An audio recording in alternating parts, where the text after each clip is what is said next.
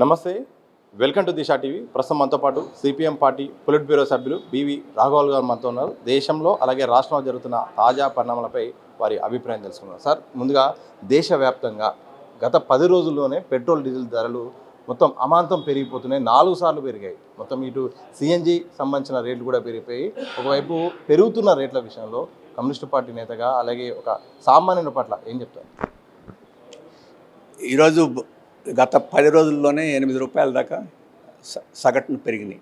CNG కానీ, petrol కానీ, diesel కానీ అంతకుముందు పెంచిన వాటిని మినహాయించి వాటిని కూడా కలిపితే ఇంకా చాలా పెరిగింది. ఈ పెరుగుదలకి ఇది సహజమైన పెరుగుదల కాదు. ఇది బీజేపీ యొక్క దుష్పరిపాలన మూలంగా, అమెరికా ట్రంప్కి ఈరోజు మడుగులు వచ్చే విధానం మూలంగా ఈ మనం ప్రజల మీద భారాలు పడినాయి. ఎందుకంటే చౌకగా రష్యా గ్యాసు ఆయిల్ మనకి ఇస్తానంటుంది. ఇరాన్ నుంచి చౌకగా అంతకుముందు వచ్చింది. ఈ ట్రెండ్ నుంచి మనకు రాకుండా అడ్డుకున్నది ఇరాను కాదు, రష్యా కాదు, అమెరికా అడ్డుకుంది, ట్రంప్ అడ్డుకున్నాడు.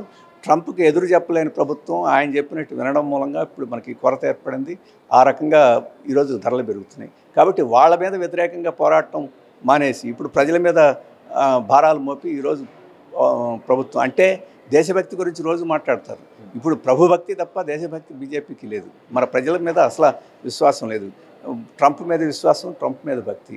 ఒక రకంగా ఇది దేశభక్తి కాదు, దేశద్రోహానికి ఒక సింబల్గా ఈరోజు ఉండే పరిస్థితి మనకు కనపడుతుంది. అందుకనే దీని బాధ్యత పూర్తిగా బీజేపీ, మోడీ వహించాలంటే ఇప్పటికైనా ఈ ధరలు తగ్గించడానికి అమెరికాని దిగ్బంధనం అంత యుద్ధం జరిగినప్పుడు కూడా ఇరాన్ మనకి ఓడలను అనుమతించి మనకు పంపించింది.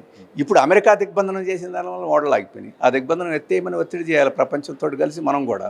రెండవది, నువ్వేం చెప్పినా రష్యా మాకు ఆయిల్ సరఫరా, మాకు మిత్రదేశం కూడా, మేము ఆయిల్ గ్యాస్ అక్కడ నుంచి దిగుమతి చేసుకుంటామని చెప్పేసి ఎదురు తిరిగి అది దిగుమతి చేసుకోవాలి. అప్పుడు ఈ సమస్య అధిగమించేది.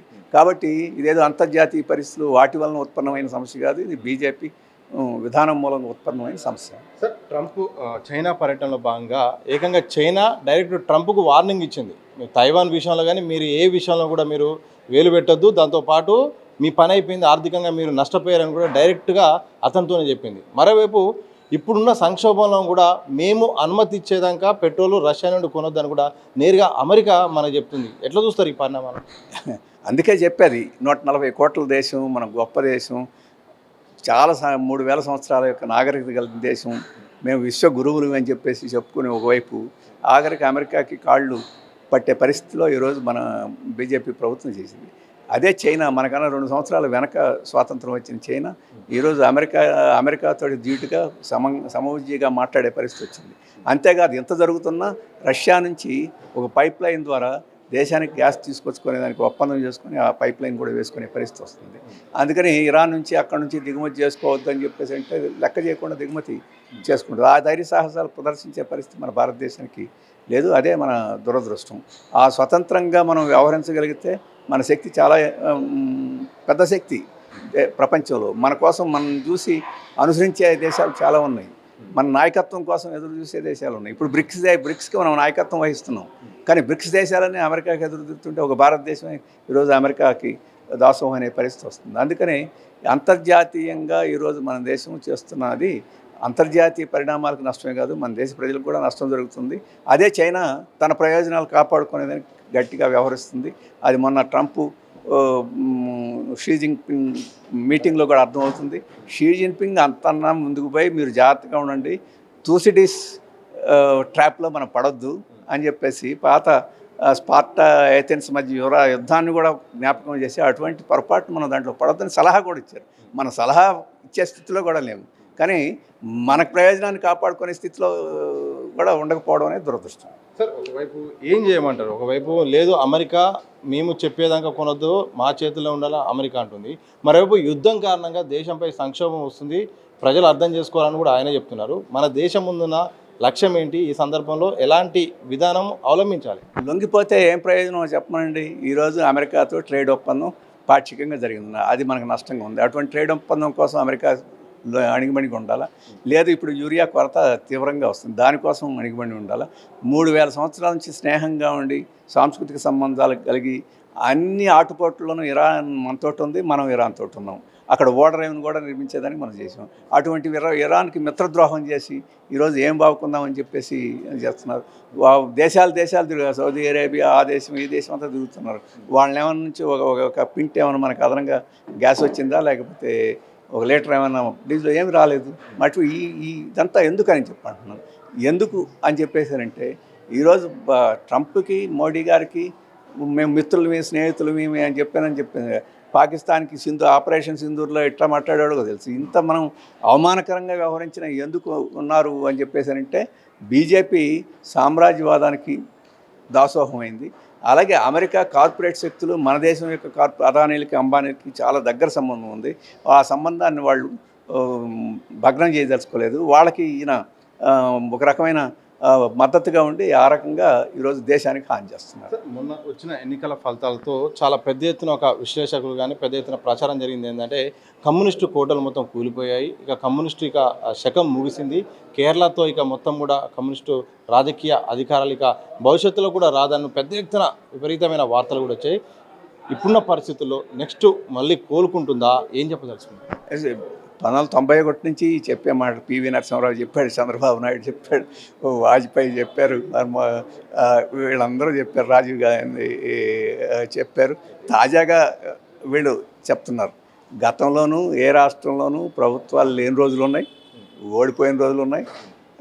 ఇప్పుడు 3 రాష్ట్రాల్లో ఓడిపోయినా ఉంది. కాబట్టి ఆ ఓడిపోవడం గురించి మేము అంత సంతోషంగా ఏం లేము.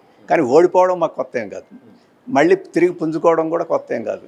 అలాగే బీజేపీ కూడా వాళ్ళ చరిత్రను చూసుకుంటే వాళ్ళు ఓడిపోయిన రోజులు ఉన్నాయి, మళ్ళీ గెలిచిన రోజులు ఉన్నాయి. ఈ చరిత్ర కూడా మళ్ళీ శాశ్వతంగా ఉంటుందని చెప్పేసి వాళ్ళు పెట్టుకుంటే శాశ్వతంగా ఉండే పరిస్థితి లేదు. ఒకటి. రెండోది, ఈరోజు ప్రపంచం అంతా చూస్తే ఈరోజు వామపక్ష అభ్యుదయ శక్తులు పెరుగుతున్నాయి. మీరు అమెరికా చూడండి, నో కింగ్స్ మూమెంట్ చూడండి, యూరోప్లో చూడండి, అన్ని దేశాల్లో పెరుగుతున్నాయి. అటువంటి పరిస్థితి ఈరోజు ఇక్కడ భారతదేశంలో చూడండి. గురుగాము నార్త్ ఇండియాలో కార్మికులు మనం చేసిన పోరాటాలు చూస్తే చూడండి. అలాగే శ్రీలంకలోను, నేపాల్లోను వీటన్నిటిలో యూత్ తిరుగుబాట్లు చూస్తున్నాం. ఈరోజు కాక్రోచ్ జనతా పార్టీ వాళ్ళు సోషల్ మీడియాలో చూస్తే లక్షలు అంటున్నారు. అందుకని ఏ మార్పులు లేవు, ప్రజలు ఆలోచించలు, యూత్ తిరుగుబాటు సిద్ధంగా లేరని చెప్పేసి అనుకుంటే పొరపాటు. అవన్నీ ఆ మార్పులన్నీ వస్తున్నాయి. ఆ మార్పుల్లో మేము ఉంటాం. ఆ మార్పులో ఉండడానికి ఏమైనా మార్పులు మేము చేసుకోవాల్సి ఉంటే వాటి కోసం మేము సిద్ధం అవుతున్నాం. పరిస్థితుల అనుగుణంగా పార్టీలో ఏమైనా ప్రక్షాళన సిద్ధాంతాలు కూడా ఏమైనా మార్చే అవకాశం ఉంది. ఎందుకంటే రోజులు మారిపోయాయి, టెక్నాలజీ మారిపోయింది, సోషల్ మీడియా, రకరకాల ప్రజల ఆలోచనలు కూడా మారిపోయాయి. ఒకప్పుడు లాంటి పరిస్థితులు లేనప్పుడు ఇప్పుడున్న పరిస్థితులు తగ్గట్టు పార్టీలోను విధానాలు మార్చే అవకాశం ఏమైనా కనిపిస్తుందా భవిష్యత్తు? ప్రజలందరూ మారిపోయారంటారు. ఏం మారలేదు. మనం తిండి తినడం మారలేదు, మనం చదువుకోవడం మానలేదు, ఆరోగ్యాలు చూసుకోవడం మానలేదు, పెళ్ళిళ్ళు చేసుకోవడం మానలేదు, ఉపాధి. అందుకనే కొన్ని మౌలికమైన విషయాలు మానవ జీవితంలో మారవు. కానీ ఆ మౌలికమైన విషయాలని సాధించుకునే పద్ధతులు, ప్రాసెస్లు వాటన్నిటిలోనూ మారుతాయి. కమ్యూనికేషన్ ఇంతకుముందు ఒక పద్ధతి ఉండేది, ఇప్పుడు కొత్త పద్ధతి వచ్చింది. అలాగే మనం సాంస్కృతిక జీవనం ఎంతకుముందు ఒక పద్ధతిలో చేసేవాడు, ఇప్పుడు వీటన్నిటిలో ఉన్నాయి.